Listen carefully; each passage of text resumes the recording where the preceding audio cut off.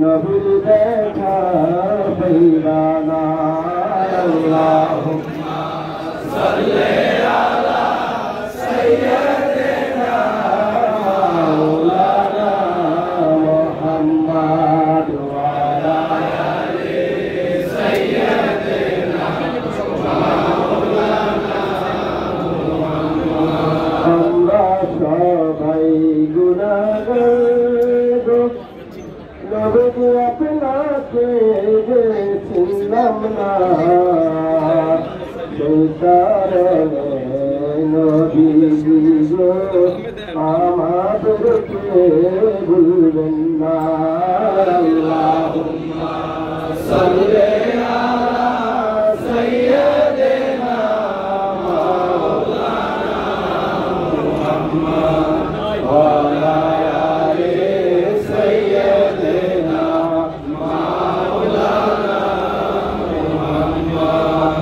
নেতা ১০০ ছাত্র দল করেছেন, ছাত্র দল করছেন, তখন থেকেই তাদের কম বেশি সবাইকে আমি চিনি এবং এখানে উপস্থিত স্বেচ্ছাসেবক দলের আমার ভাইরা এদেরকেও দীর্ঘদিন যারা ঢাকায় রাজনীতি করছেন এবং অনেকের সাথে তাদের গান দিয়ে আমরা কর্মসূচি করে জানাচ্ছি।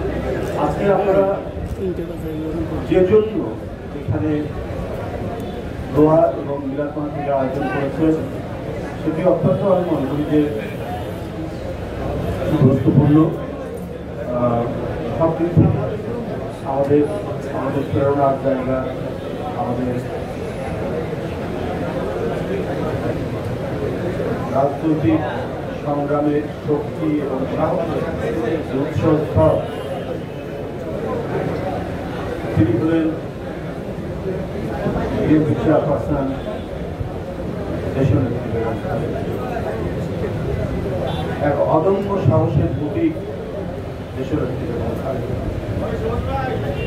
তার আজকে ৮০তম জন্মবার্ষিকী, ৮১তম জন্মদিন। সকালে বিএনপি এই দোয়ার অনুষ্ঠান করেছে। জাতীয়তাবাদী স্বেচ্ছাসেবক দল বিএনপির অন্যতম একটি অঙ্গ সংগঠন, তাদেরকে ধন্যবাদ জানাই। দেশনেত্রী তিনি একটা মনে হয় যে প্রচন্ড খরতাপের মধ্যে যখন আমাদের খুব অতিষ্ঠ লাগে তখন মাথার উপর ছায়া দেওয়া কোনো বটবৃক্ষ যখন আমাদেরকে প্রশান্তি এনে দেয়, আমাদেরকে আবার নতুন করে পথ চলার তৈরি করে, শক্তি তৈরি করে। দেশনেত্রী বেগম খালেদা জিয়া আমাদের সেই শক্তির উৎস, সেই ছায়া, যে ছায়ার নিচে আমরা দীর্ঘ প্রায় ৪৫ বছর রাজনীতি করেছি। আমার বয়স এখানে যারা করেছেন তারা হয়তো আরো ২-৩ বছর, ৪-৫ তাদের বয়স। কিন্তু এই কি সুবিস্তৃত এই ছায়া মাথার উপর থাকলে আমাদেরকে মনে হতো না সামনে কোনো বিপদ থাকতে পারে, সামনে কোনো ফ্যাসিবাদের ব্যারিকেড থাকতে পারে, সামনে কোনো ধরনের দুর্যোগ দুর্বিপাক থাকতে পারে। সবকিছুকে অতিক্রম করার এক ধরনের তাড়না তৈরি, এক ধরনের শক্তি সঞ্চারিত হয় আমাদের। সেই নেত্রী কেন এই সাহসের জায়গা, কেন তিনি আমাদের আস্থার উৎসস্থল, তার তো অনেক কারণ আছে। একজন মানুষ ইতিহাসের অবিচ্ছেদ্য অধ্যায় কখন হয়, তার অনেক কর্মকাণ্ডের মধ্যে তার অনেক গুণাবলী। এমনি এমনি আমরা এখানে যারা বসে আছি, আমি যদি শুধু নিজের মুখেই বলি আমি ইতিহাসের অধ্যায়, তাহলে কি মানুষ বিশ্বাস করবে? এটা কি সত্য হবে? হবে না। সেই মানুষই হন যিনি জাতির কাছে, তার দেশের মানুষের কাছে তখনই সমাদৃত হয়ে ওঠেন। সেই জনগোষ্ঠী যখন দেখে একজন ব্যক্তি তার অনেক কিছু অর্জন তৈরি করছেন, অনেক কিছুর বিনিময়ে। উনি সাবেক রাষ্ট্রপতির স্ত্রী হিসেবে শান্তিতে থাকতে পারতেন, স্বস্তিতে থাকতে পারতেন, কিন্তু এই জনগোষ্ঠীর উপর বারবার যে আঘাত আসে, সেটা স্বাধীনতা সার্বভৌমত্বের দিক থেকে আসে, এটা গণতন্ত্রের দিক থেকে। গণতন্ত্রের জন্য চ্যাম্পিয়ন সেই দল, স্বাধীনতা সার্বভৌমত্ব রক্ষা অঙ্গীকারের জন্য চ্যাম্পিয়ন। এটা সবার মধ্যে এই বৈশিষ্ট্য বা নেতৃত্ব থাকে না, যেটি স্বাধীনতার মহান জিয়াউর রহমান যে রাজনীতি দিয়ে গেছে, যে অঙ্গীকারটিকে আমাদের শিখিয়ে গেছে, সেই পতাকা বহন করেছেন বেগম খালেদা।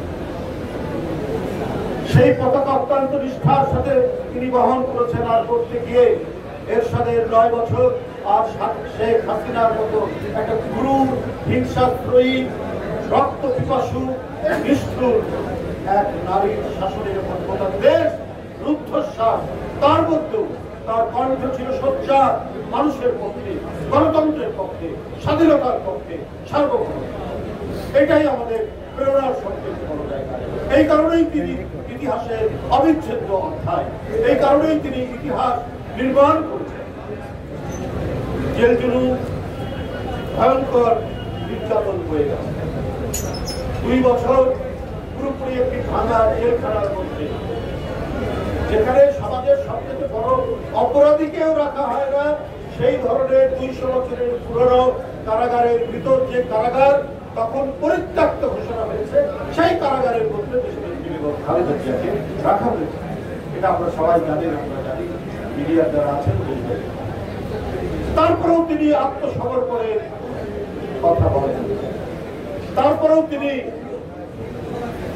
কোন ধরনের এক ভয়ঙ্কর বিষধর সেই শাসক গোষ্ঠীর সাথে আপোষ করার কথা শুনেছে। দুঃখ, বেদনা, অত্যাচার, নির্মমতা, চিকিৎসা দেওয়া হয়নি, চিকিৎসার কোন দাবিকেই তারা গ্রাহ্য করেনি। এরপরেও তিনি অটল, মজবুত। এই কারণেই তিনি ইতিহাসের এই কারণেই তিনি এদেশের গণতন্ত্র উদ্ধার এবং স্বাধীনতা সার্বভৌম রক্ষার একটি উজ্জ্বল জ্যোতিষ্ক হয়ে আমাদের কাছে আজও তিনি। তাই তার 80তম জন্মবার্ষিকী বা 81তম জন্মদিন পালন করার জন্য আরে ভাই এখন নড়ি যাও, আরে ভাই ফ্রেম নড়বে, ফ্রেম মহিষী নারী আমাদেরকে এখনো যেভাবে সঠিক সিদ্ধান্ত এবং সাহস দিয়ে গেছে, ভয়ঙ্কর অসুস্থতা নিয়েও একের পর এক অস্ত্রোপচার হচ্ছে, এর মধ্যেও তিনি কমাতে পারেনি বা বড় নেতা কর্মীদেরকে রাজপথে থাকার ভূমিকা। পাশাপাশি এই মন্ত্ররা তিনি দিয়েছেন আমাদেরকে। পাশাপাশি যখন হাসিনার পতন তারপরেও তিনি সবাই কোনোভাবেই কোনো মানুষ যেন ক্ষতি করতে, এটাই হচ্ছে একটা জাতীয় লক্ষ্য। তার এই কারাগার এবং তার এই নির্যাতনের মধ্যে তার পতাকাটা আবার ধারণ করলেন আরেকজন,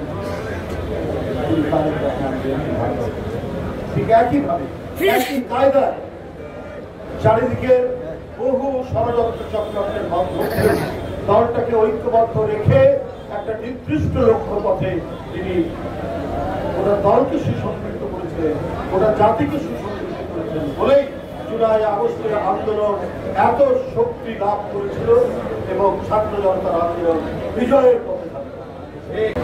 দেশনেত্রী বেগম খালেদা জিয়া তার যে দেখানো পথ, সেই পথ অবলম্বন করে তারা সবাই এই জাতিকে নেতৃত্ব দিয়েছে বলেই আজকে সফল। আজকে আমি একটা কথা বলি, পর মঈনুদ্দিন ফখরুদ্দিনরা কিন্তু সব কিছুর মধ্যে সংস্কারের খুব গুরুত্ব। সংস্কার করতে হবে, এই করতে হবে। বিএনপির কনস্টিটিউশন ছুঁড়ে ফেলে দিয়েছিল এটিএম শামসুল, একেবারে মিডিয়ার সামনে। এমন ভাব যেন কোনো বিএনপি কোনো দলই নয়, বিএনপির কনস্টিটিউশন কোনো কনস্টিটিউশন মিডিয়ার সামনে করা কোনো নয়। এইভাবে তুচ্ছ তাচ্ছিল্য করা হয়েছে আর বলা হচ্ছে সব সংস্কার করতে হবে। কিন্তু সংস্কারের পরিণতি আমরা কি দেখলাম? দেখলাম একটি ভয়ঙ্কর দুঃশাসনের প্রতীক শেখ হাসিনা, এবং এমন এক আওয়ামী ফ্যাসিবাদ কায়েম করলো 16 বছর। সেখানে না বলা যেত কথা, না বলা যেত রাজনৈতিক কোন সমালোচনা, না করা যেত রাজনৈতিক কর্মসূচি, না করা যেত গণতন্ত্রের বিরোধী দলের স্বীকৃত যে অধিকারগুলো, সেই অধিকারগুলো। এই সংস্কারের পরিণতি আমরা সংস্কার করলেন তো আমাদের আরপিও সংশোধন থেকে অনেক কিছু করে। লাভ কি হলো? লাভ হলো কি? গোটা জাতি পেল শেখ হাসিনার মতো একটা রক্ত পিপাসু আওয়ামী ফ্যাসিবাদের প্রতীককে। আমার মনে হয় যে এখন যারা সবকিছু পরিশোধ করেছেন, সবকিছু করেছেন, বিএনপিও অনেক বিষয়ে একমত, আমরা কেউ দ্বিমত করছি না, কিন্তু সেটিকেই এমফেসিস দিয়ে জোরালো ভাবে ওইটা ছাড়া রাজনৈতিক জীবন বিপন্ন, এই ধরনের কথার সুর কারো কারো কাছ থেকে পাওয়া যায়। যারা এইটার উপর বেশি জোর দেন তাদেরকে আমি স্মরণ করিয়ে দিব মঈনুদ্দিন ফখরুদ্দিনের সেই সময়ের ঘটনা। তারাও সংস্কার বলে বেশি চিৎকার করেছে, তার পরিণতি আমরা দেখছি শেখ হাসিনার এক অসহ্য দুঃশাসন দেখেছি আমরা। নতুন করে আমরা জানতাম না কি করে মানুষকে, রাজনৈতিক নেতৃবৃন্দকে গুম করা হয়, কি করে তাদেরকে বিচার বহির্ভূত হত্যা করা হয়, এই জাতি জানতো না। হাসিনার বাপের আমলে কিছু ঘটনা, ছোট সেই সময় কিছু ঘটনার কথা বলেছি, আর এই সময় আমরা চাক্ষুষ দেখলাম আমাদের কাছ থেকে ইলিয়াস আলী নেই, সবুজ আলম নেই, সাইফুল ইসলাম হিরু নেই, ছাত্র নেতা জাকির নেই, সুমন নেই, কত হারিয়ে গেল। এইটা আমরা পেলাম সংস্কারের পরিণতি। তাই বারবার শুধু টেনে নিয়েছে যা প্রয়োজনীয়, যা জাতি, দেশ এবং গণতন্ত্রের মঙ্গলের জন্য যে সংস্কার, সেই সংস্কার তো বিএনপি কখনো বিরোধিতা করে, কিন্তু ঘুরে ফিরে এসে আবার ওই সংস্কার, আবার এই ছাড়া অর্থহীন এগুলো বললে পরে মানুষ সবসময় একটা আশঙ্কার মধ্যে।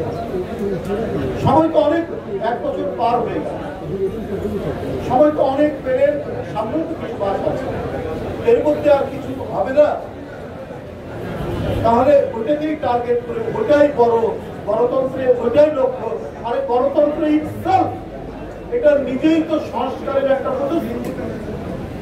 যেসব দেশে গণতন্ত্র শুরু হয়েছে আজ থেকে 300, 400, 500 বছর আগে, সেই গণতান্ত্রিক চর্চার মধ্যে তাদের পার্লামেন্টের মধ্যে বিভিন্ন আইন কানুন করে সংস্কার অব্যাহত রয়েছে।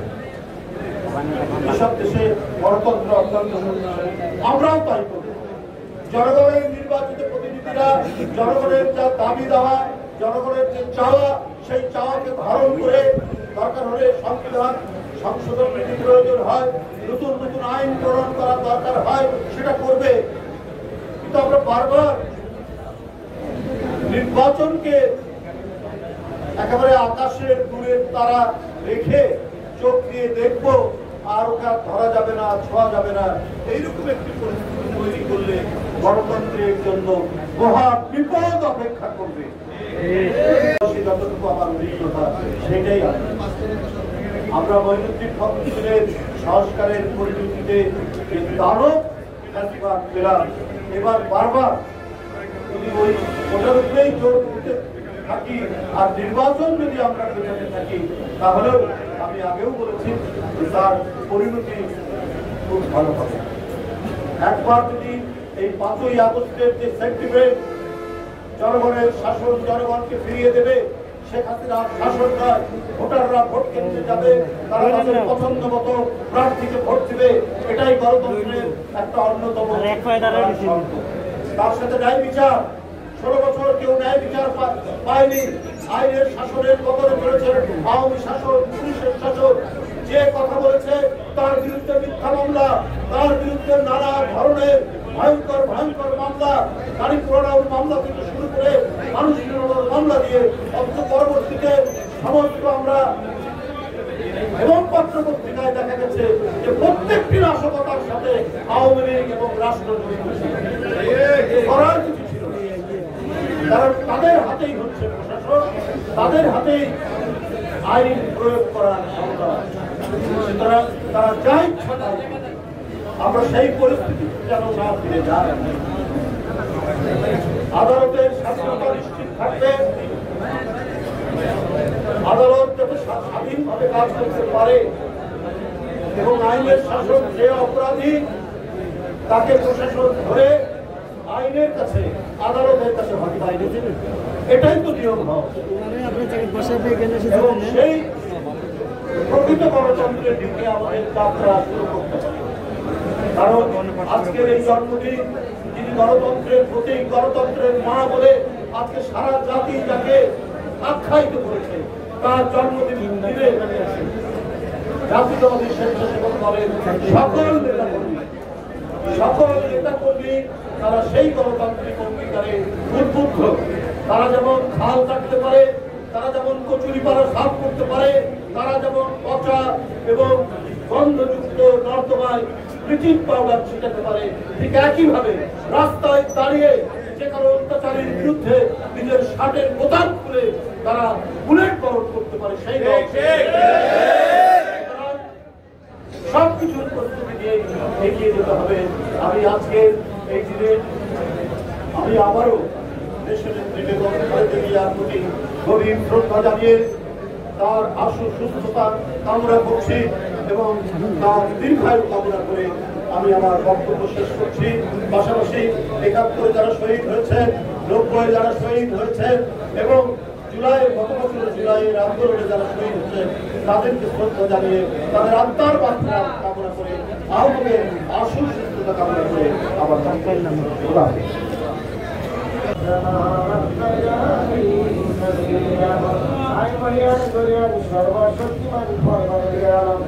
আল্লাহ পবিত্র জুমার নামাজ আদায় করিয়া তোমার স্বাধীনতার হাত উঠাইলাম। রব্বুল আলামিন মেহেরবানি করিয়া আমাদের সকলের হাতগুলো কবুল মঞ্জুর করে দিন। আমাদের তামাম জিন্দেগির গুনাহগুলোকে মাফ করে দিন। আল্লাহর কাছ থেকে হাজার হাজার সালাত ও সালাম দিয়ে শুরু করে আজ পর্যন্ত পৃথিবীর মাটি কিসের কথা মুসলমান তারা সাহেব আল্লাহ মেহেরবানি করে আজকে দোয়া ছিলা তাদের সকলের জিন্দেগির গুনাহগুলোকে মাফ করে দিন। তাদের প্রবর্তন জান্নাতের বিছানা দান করে দিন। আল্লাহর কাছ থেকে মহান স্বাধীনতার ঘোষণা শহীদ রাষ্ট্রপতিকে রহমানকে আপনি শহীদ হিসেবে কবুল মঞ্জুর করে দিন। তার স্ত্রী ছোট ছোট আল্লাহ পরিবার আমার আমার পুত্র আপনি কবুল মঞ্জুর করে দিন। তার কবরকে জান্নাতের সাথে আপনি তার সঙ্গ করে দিন। মেহেরবানি করে বিভিন্ন গণতান্ত্রিক আন্দোলন করতে গিয়ে সংঘাত করতে আমাদেরকে সমস্ত এলাকারা আল্লাহ শাহাদাত বরণ করছে, শহীদ হয়েছেন, গুম হয়েছেন, আল্লাহ তাদের সবাইকে আপনি কবুল আর মঞ্জুর করে দিন। আল্লাহ ৭০ বছর আন্দোলন করতে গিয়ে স্বেচ্ছাসেবক দলের অনেক ভাইয়েরা শাহাদাত বরণ করেছেন, রক্ত দিয়েছেন, আন্দোলনকে বাস্তবায়ন করেছেন। আল্লাহ আজকে থেকে তাদের জন্য পরিহার করছি। বাবু মেহেরবানি করে স্বেচ্ছাসেবক দলের প্রত্যেকটা নেতা কর্মীকে আপনি শহীদ কবুল আর মঞ্জুর করে দিন। আয় রব্বুল আলামিন খাস করে আল্লাহ গণতন্ত্রের অতন্ত্র প্রভাবিত দেশে আল্লাহ বিএনপির চেয়ারপারসন দেশের খালেদা জিয়া আমাদের মা ধনী সাবেক প্রধানমন্ত্রী আল্লাহ ৮১তম জন্মদিন উপলক্ষে তোমার শাহীদ আমার হাত উঠাইলাম, মানুষ মেহেরবানি করে আছে তাকে দেখা দান করে দিন। আল্লাহ তাকে তীব্র হায়াত পরিবার দান করে দিন। আল্লাহ তাকে পরিপূর্ণ সুস্থ করে দিন। সমাজ এদেশের গণতন্ত্রের জন্য, এদেশের সার্বভৌমত্বের জন্য, তথা এদেশের ইসলামের জন্য আপনি তাকে কবুল আর মঞ্জুর করে দিন। আল্লাহ আমাদের দেশের মধ্যে খাস করে রহমত আল্লাহ নাযিল করে দিয়ে আল্লাহ নির্বাচন পর্যন্ত আমাদের সকল নেতা কর্মীকে ধৈর্য ধারণ করার ক্ষমতা দান করে দিয়ে আল্লাহ আমাদের সবাইকে ধৈর্য ধারণ করার ক্ষমতা দান করে দিয়ে রব্বুল আলামিন মেহেরবানি করে স্বেচ্ছাসেবকভাবে করা নেতৃত্ব দিচ্ছেন তাদেরকে কবুল আর মঞ্জুর করে দিয়ে আজ থেকে আমাদের ভারপ্রাপ্ত চেয়ারম্যান জনাব তারেক রহমানকে হায়াতে তৈবা দান করে দিয়ে আল্লাহ শিক্ষার্থী সকল সর্বোচ্চ চেষ্টা কাজটাকে আনাদান করুন আল্লাহ তাকে ন্যায় দান করে দিয়ে আল্লাহ তাদের দেশে এসেছেন দেশ সমাজ রাখতে জন্য দেশের গণতন্ত্রের জন্য দেশের সার্বভৌমত্বের জন্য এদেশের মানুষের জন্য তারা কাজ করতে পারে কিন্তু তাকে দান করে দিয়ে আল্লাহ সকল সুস্থতাকে থেকে তাকে হেফাজত করিয়া আল্লাহ আপনার দুর্যোগ হাতে তাকে সাহায্য করে দিলাম আজকে জুমার দিনে মাহমুদ মেহেরবানি করে আপনি তাকে আপনার রহমতের সাদরে দ্বারা আবৃত করে রাখে আমাদের সিনিয়র অ্যাডভোকেট রুহুল কুদ্দুস